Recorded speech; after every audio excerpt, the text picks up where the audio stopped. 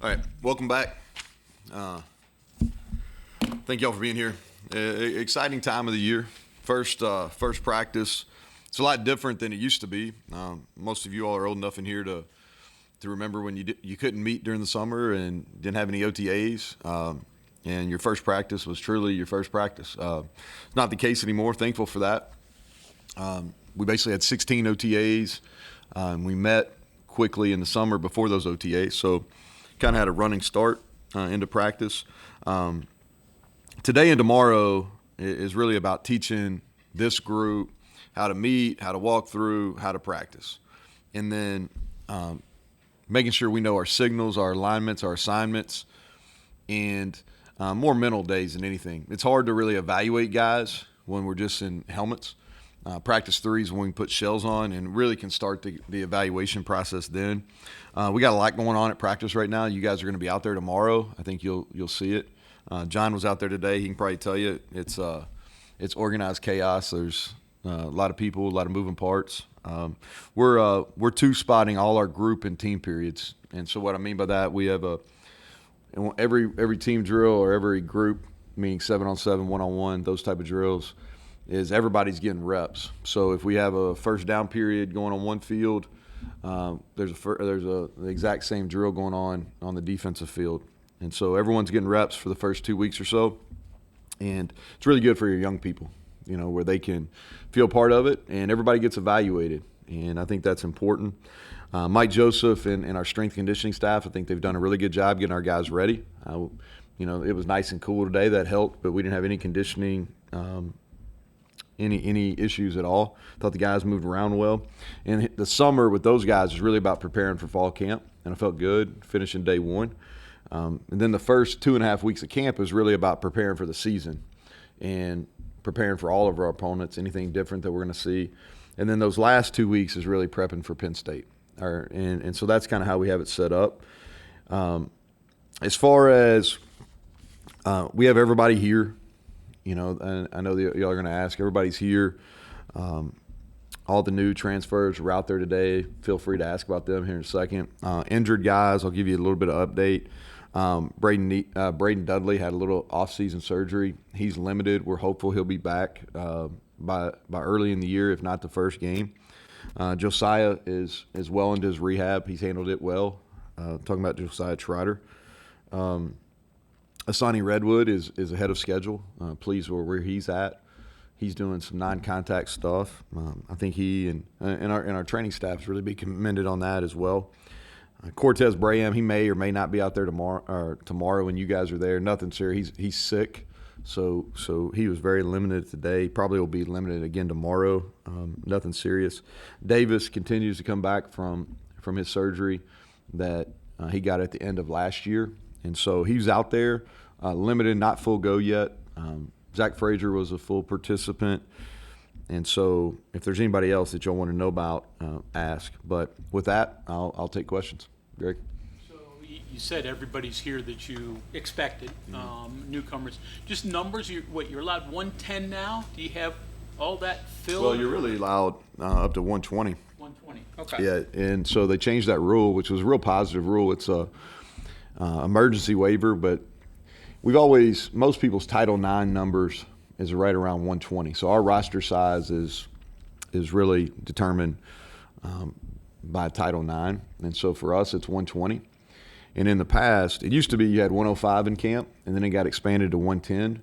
But you still had to tell 10 kids because everybody's here in the summer. This is a year-round deal. Walk-on scholarship, it's a year-round deal.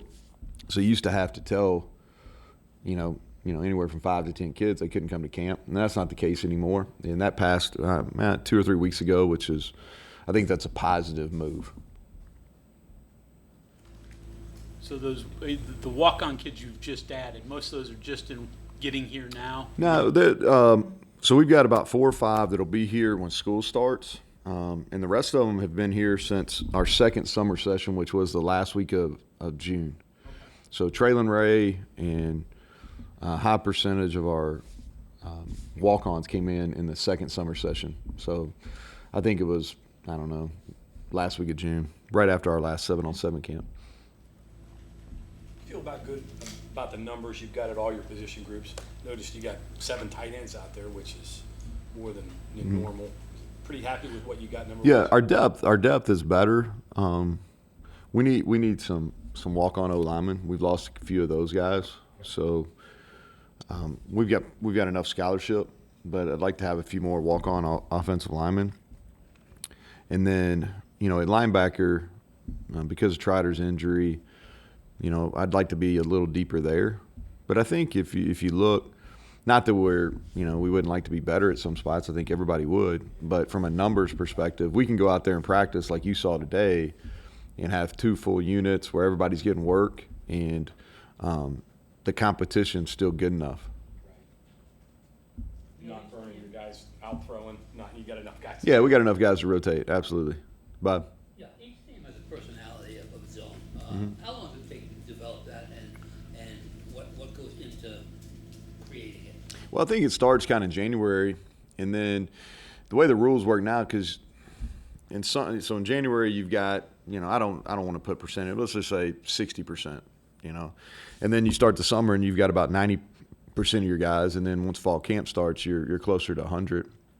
And so I think the personality really starts in January, and then it carries and kind of builds through the summer, and then during your first 2 weeks of camp, I think it's kind of solidified. And then when you get in the season, it's how you handle your first big piece of adversity. I like this. This team's got a kind of a youthful energy about it. They're excited. They're a confident group. They're a group that is really hungry right now, has a chip on their shoulder. They're fun to coach. And so, but I think it's too early. I want to see how we handle. Today we're in shoulder pad. We're in helmets. It's 75 degrees. It's kind of all purple skies and butterflies. So we'll see how it goes once it gets a little warmer and there's some contact. You mentioned adding speed at wide receiver a few times. How do you feel about what you did in that department? And have you noticed, that on fit? Yeah, I think everybody's really kind of underselling our receiver crew a little bit, and I get it, because if you look at it, the old way of doing things when you looked at, kind of preseason stuff is you look at returning production, but the only returning production people count is returning production on your team. And so we lost a high percentage. Bryce and Sam were very productive the last couple of years as far as number of catches and those type of things. So I get why people are maybe underselling, but I really like what we've done. It's the most versatile group we have. We catch the ball better. Now we got to go do it in a game, but as far as just catching the football and being pure pass catchers, we're at a higher level than we've been. I like the mix up. I kind of use it. I've used that basketball reference a couple times talking about them. We've got guys that aren't similar. I think that you just think about, like, Devin Carter's a big, strong guy. E.J. Horton is an extremely fast guy. Jay-Sean Polk is fast. Cortez Bram is a physical guy. You got Preston Fox, who's very shifty. And then you got Noah Massey, who we added, who's just a big human that's playing slot receiver. And so I like the different body types we have. I like the different styles. In this first 2 weeks of camp, we got to figure out their strengths and how we use them the best. And that's on us as coaches. But I like the guys, and I like the mix of what their skill set is. Defensively, you mentioned, and Coach Leslie talked about getting back to the basics, things like that. Is the plan similar? Is it advancing? Like, what have you seen in terms of that now? Because that was a long time ago. You've seen that. What have you seen from getting back to the basics with the defense? What do you like about what you've added to fit into that? And as much as the plan you can give, I guess. Yeah, no, I think that we went back and really the process during the offseason, talking about December and January offseason, is really analyzing what our issues were. And so for us, a big part of that was simplifying, is improving our tackling ability, and just fundamental football. And we're really sticking to that. I think the thing that's easy to do from a coaching perspective is you get into camp and you have your install set, and then you want to start to do a little bit more. And that's what we've got to be really careful about, because we've got guys that our team speed is the best we've had. And so I want our guys to play fast. And we're really focused on our alignments, making sure we can get aligned, our effort to the ball, and then being physical at the point of contact, whether that's shedding blocks or making tackles on the ball. And, we'll mix it up on third downs, but, in our base defense on normal down and distance in the open field, we want to get lined and continue to be simple. You talked about it down at media days. Can you go into the play calling decision? Yeah, I just think it goes back to this is, made the decision of what we were going to do offensively, back during that December, January term. Chad's done a really good job as a coordinator, and he'll lead those. He's going to lead those unit meetings. He's kind of the voice in practice. But it goes down. This is going into year 9 for me as a head coach. And so one year didn't call the plays. The rest of them did. Now, Jared was very, very involved and called some games at the end of that 21 season. And so, but for the other 7 years as a head coach, I've always called it. And I think there's some real advantages of being able to do that as far as managing the game. Taking a step back and not doing it last year is not something I necessarily regret, because I think it was good for me from a growth standpoint. It's been beneficial as far as, because it really gave me some time to think about, okay, who do we need to be here for us to be successful offensively? What do my weeks and days look like as a play caller? And for me, it just came back like the most success I've had as a head coach is doing it. And the only reason I have this job in the first place is because I was a really good offense coordinator. And so I've got a really good room, and Chad and Reagan and Matt, those guys, we've played a lot of games together, and I think they're really bright. And we added some young energy and some, I think, great coaches, which, Bilal got recognized 30 under 30 yesterday, which I thought was a really good kind of feather in his cap. And so, but that's kind of all the items that went into it. Would Sean and Chad have any in-game? Oh, yeah, absolutely. Yeah, so like Sean will be up top, and he's always been, even with Graham last year, Graham really leaned on him as well, and we'll continue to do that. And Chad and Matt have had a lot of say in our run game, going back probably as far as 2 years ago, and so they'll continue to do that. I think a lot of it, like the actual in-game play calling, sometimes is a little bit overrated. It's more about getting your game plan set early in the week and being able to rep those plays and then having answers within the game. I think that's probably as much. And answers within the game a lot of times comes from those guys that aren't necessarily the play caller, because as a play caller you're thinking ahead, and then in between series those guys can really help you because they're not necessarily focused on the ball as much. They're looking at other things. But yeah, for sure, that's a long answer. But yes, they'll definitely have a say. Is it fair to say that? Say again. Parts of the field, certain situations. You guys No, Jared- yeah. So you're asking kind of how we did it. You're asking about not as much right now. Yeah, not as much. Just, is it fair to say that their role in terms of play calling in game could also develop as the season progresses? Yeah, I think that's fair. Yeah, I think that's fair. Like, here's the thing that y'all need to understand, that y'all understand. I think you probably already do this, but like my trust level in those guys, we've been through a lot of battles, is extremely high, and I listen to them.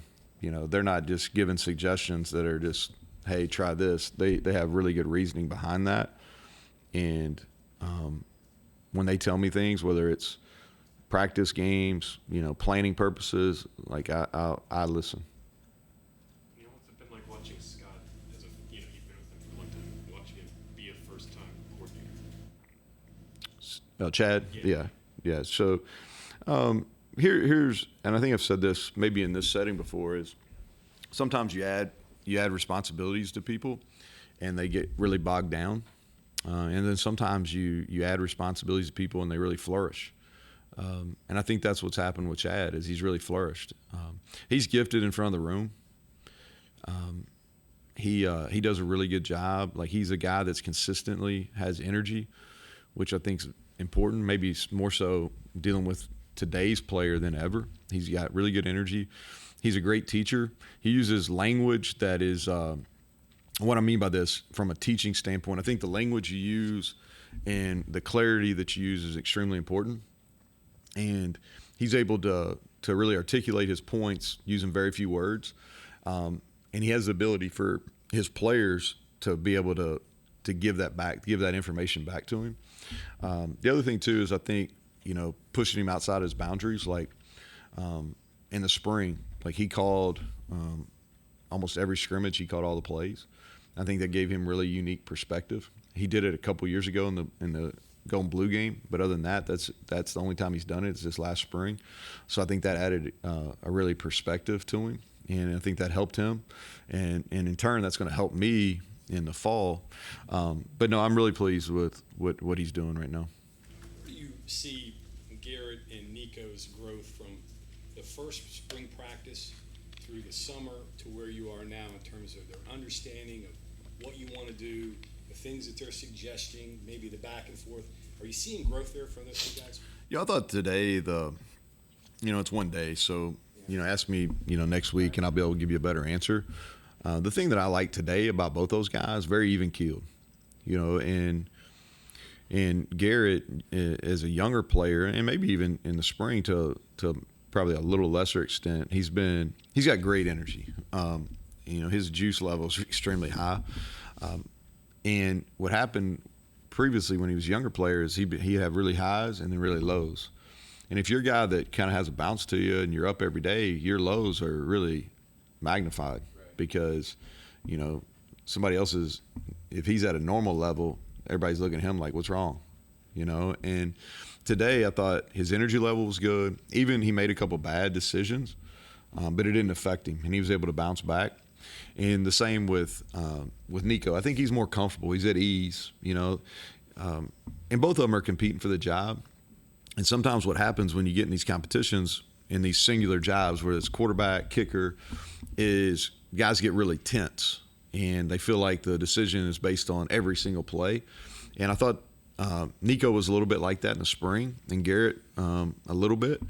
But I thought both of them were much more at ease today and didn't try to force things, handled the negative plays better. And so I thought that's growth, and we'll see how they continue to handle it as we move forward. Maybe not every play has to be spectacular. Yeah, that's like we hit a lot more checkdowns today, which is a growth for the quarterback. Let me go back to the personality thing. Is it common for teams to have two personalities, offense, defense, and is it kind of good to maybe have them different for when they practice against each other? Yeah, I think a lot of it has to do with who's your alphas on each side of the ball. If like speaking on defense right now, kind of our alpha over there is Lee Koba, and he's an aggressive by nature.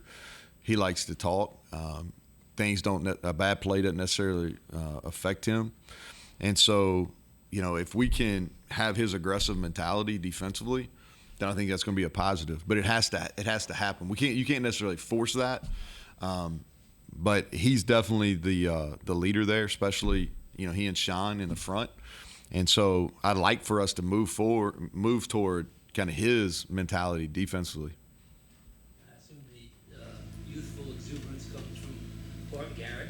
Yeah, Garrett, yeah, without a doubt. And Garrett's, y'all have been around him. He and Nico both have a confidence about him. And, they've both been really successful athletes. Garrett was a high-level baseball player.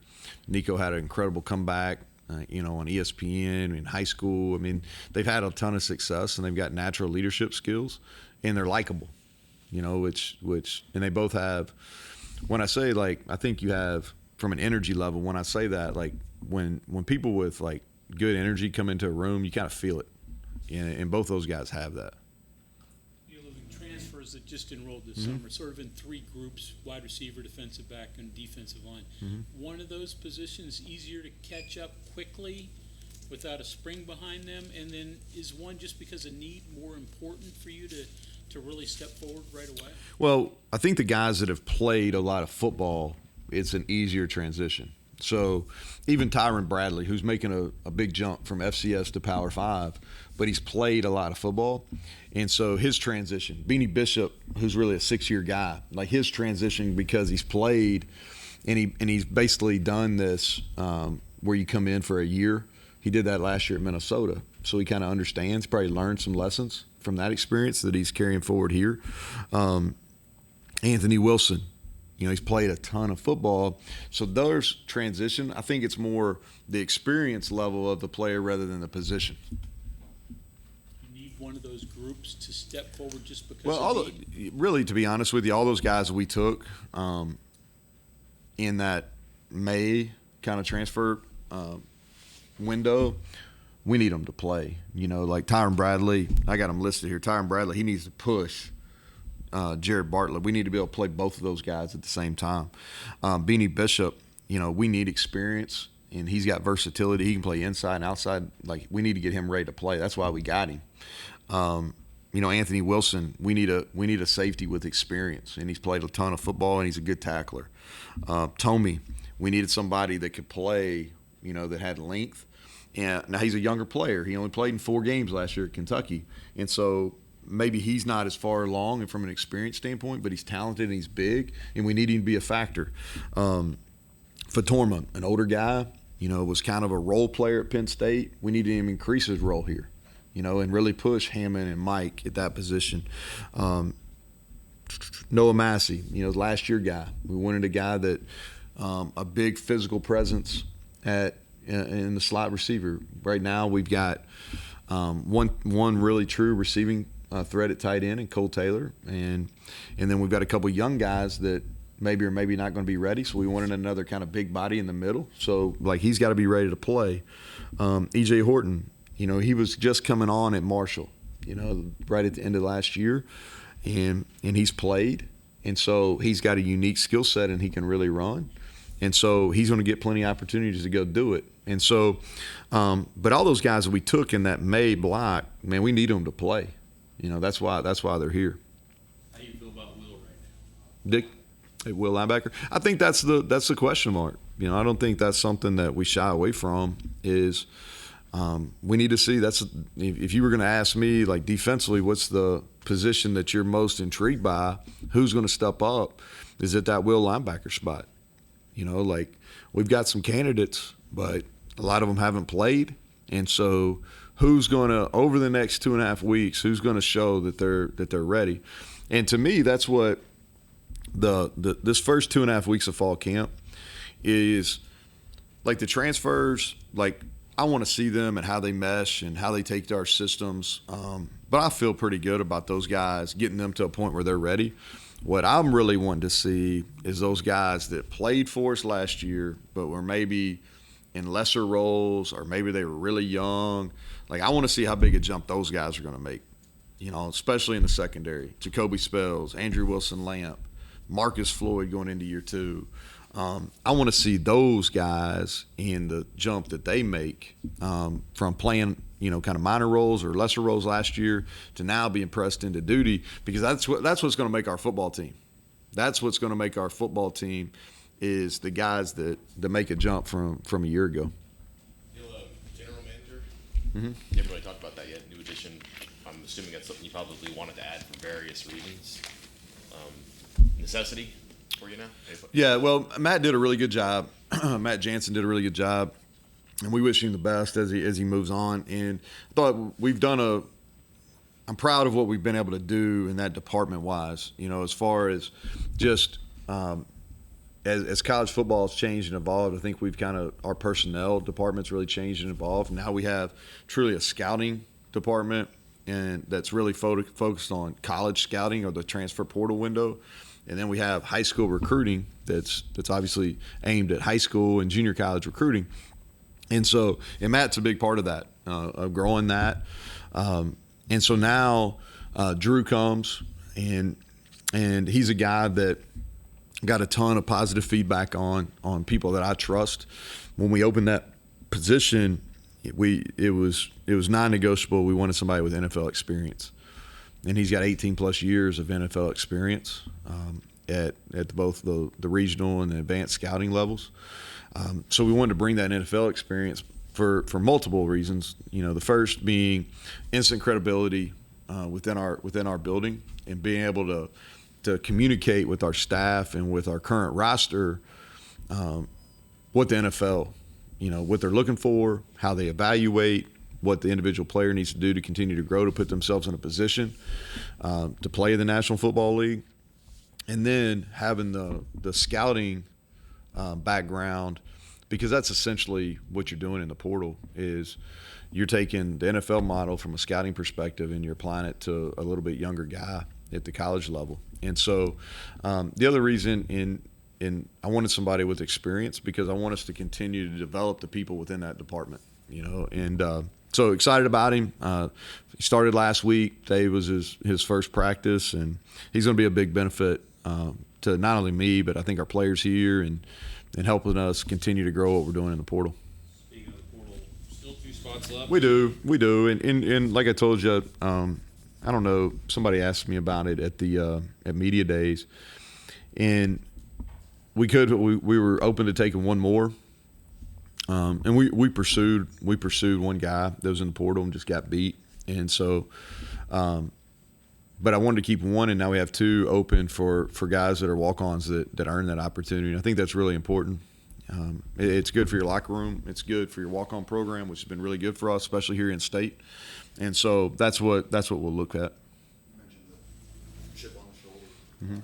How much of that do you contribute to the Receivers Bowl league? Well, I think that's a minor part of it. I think just the fact that really a sour taste, in really the whole program from a year ago, where just where we underachieved.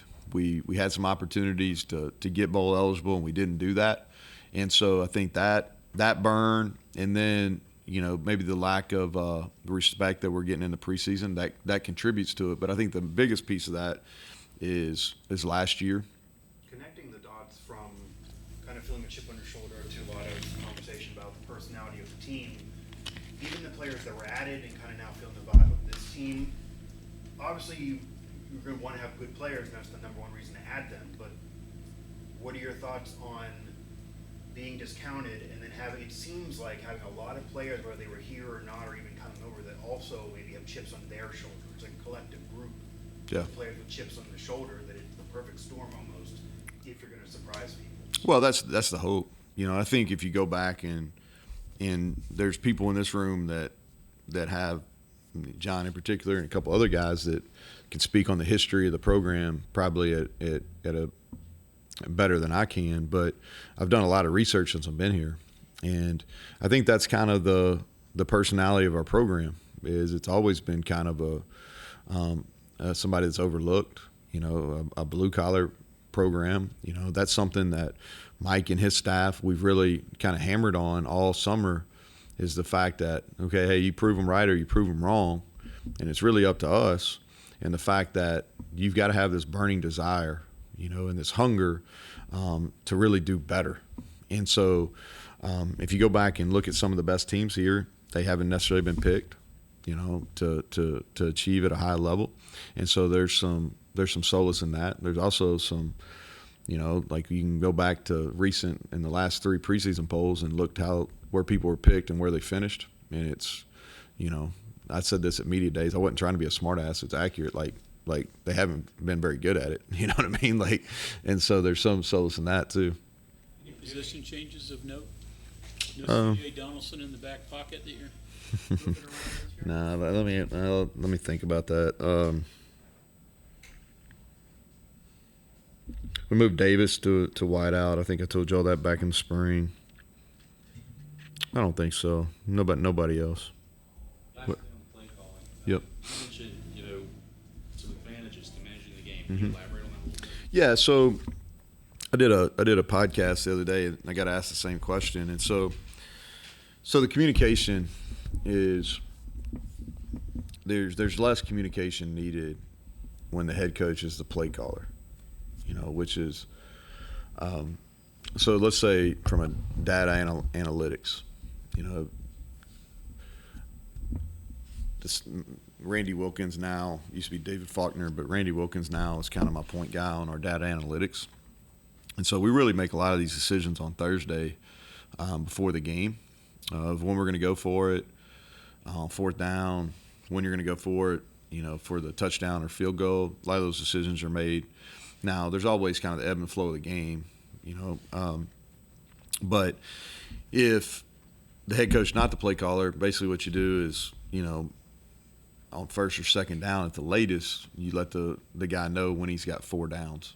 And as the head coach, you don't necessarily have to communicate that. And so you can kind of think ahead, and you don't have to sit there and go, hey, remember, first down, second down, because you got 3 more. And there's some advantages on that. You can also control the tempo of the game, which I think is important. I think a good example of that is when we played at Oklahoma. What have that been? We got beat on the walk-off field goal, but we really controlled that game. They were really potent on offense coming into that game. We huddled more and really controlled the time of possession, and they were able to kind of manage the game. And if not for an error there, we'd had a chance at a field goal to win the game. And that's not something that I sit there and talk to our team about. We just had a plan. Hey, we want to shorten the game going into it, and you're able to do that. And so that's just an example how, as a head coach, you can really affect the tempo of the game. And I think the offensive play caller has more of an impact on the tempo of the game than anybody else. And that's not discounting defense at all. It's just at how fast or rapid you're calling games, and then if you're going to be aggressive on 4th down or not. How do you feel about where you stand on special teams, especially with some turnover in the kicking game? Yeah, that's going to be a focus of us. Our field position differential's got to be better. I really felt like that punt team wise last year we were really good on punt, and our snappers are really good. We got our team speed was okay last year. It's even better this year. I think our punters got a chance to be elite, and then we affected some punts. Got better in the return game once we went with Preston. I thought he did a nice job later in the year, but we were able to affect some punts. And so where we really struggled last year was on our kickoff defense, and some of that was we were a little erratic at kicker, and some of that was I think we missed 16 tackles on kickoff last year, which is, that's absurd. That's way too high. And our kickoff return last year, we really made a bunch of poor decisions at the returner. I think our average starting field position at kickoff return was on the 21-yard line, which give you an example, like I think Kansas State and maybe TCU is like the 28. That's a 7-yard difference. That's huge. And so our point of emphasis, we're going to continue to be really good at the punt game. And then our kickoff defense and our kickoff return has got to be much, much better. And so I think you see that we went out and invested in 2 returners. Beanie Bishop's returned a lot of kicks. Jay Sean Polk's been a high-level kickoff returner. And so we're going to put those guys back there, and we're going to coach them up and make better decisions. We're going to be different schematically. And then our kickoff team, we've had an emphasis on tackling going back to January, and that better show up on kickoff as well. Do you have any thoughts about Colorado coming into the conference? Not really. I mean, here's the thing. Like, I'm old enough to know, like, when they were in the conference, I played them in the Big 12 before. So that's why I guess I got some gray in here, Tony. Now, here's my deal on expansion is I've got a ton of confidence in Commissioner Yormark. And so however all this shakes out is because of my belief in him is West Virginia is going to be positioned well, and the Big 12 is going to be positioned well. I don't really have much thought on Texas and Oklahoma. I really don't care. And I don't mean that negative. I just really don't care. Same with Colorado coming in. I think it's a great addition. I think I think it's genius to try to get in 4 time zones, because it's all about TV. And if you can play in all 4 time slots on Saturday and be in a time slot on Thursday and Friday, it's pretty good business to me. And so that's how I would answer that. More about Wonder than Willie? Huh? More about Wonder? Oh, yeah. I'm intrigued. It's a good story. It gives everybody something to talk about. Keeps college football in the press. So, yep. Thank y'all.